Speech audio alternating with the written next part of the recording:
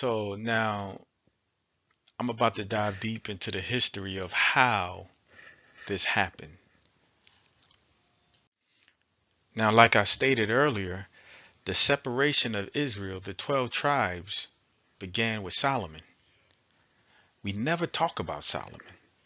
We always hear about Solomon losing the kingdom and his riches because of his uncontrollable lust for women, but the church never truly studied to teach us the ramifications of his sin and how it's still reverberating throughout the whole world. Now, in his early life, Solomon was like his father David, a man after God's own heart.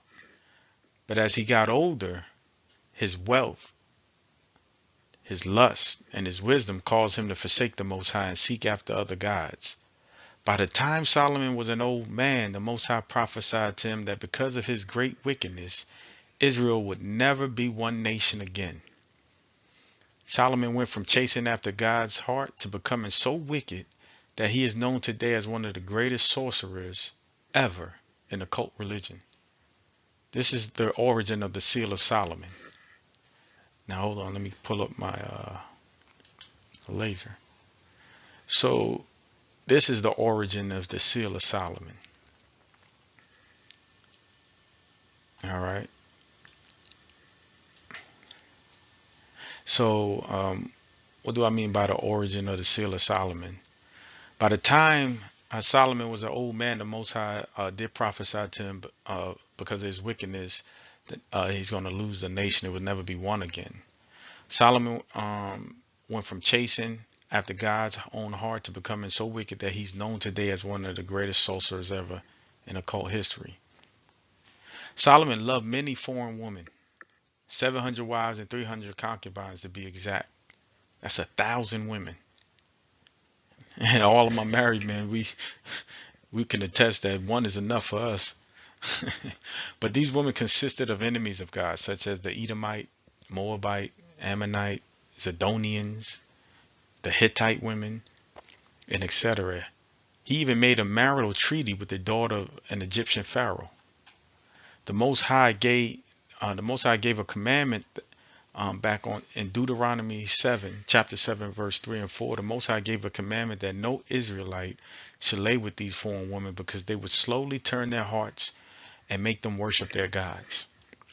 It wasn't because our father was prejudiced or racist. No, it's because he knew dipping and diving into other religions, other women who worship their own God, sooner or later that man, she would, just like Delilah did to Samson, that woman would sooner or later turn that man's heart. And that's exactly what happened to Solomon.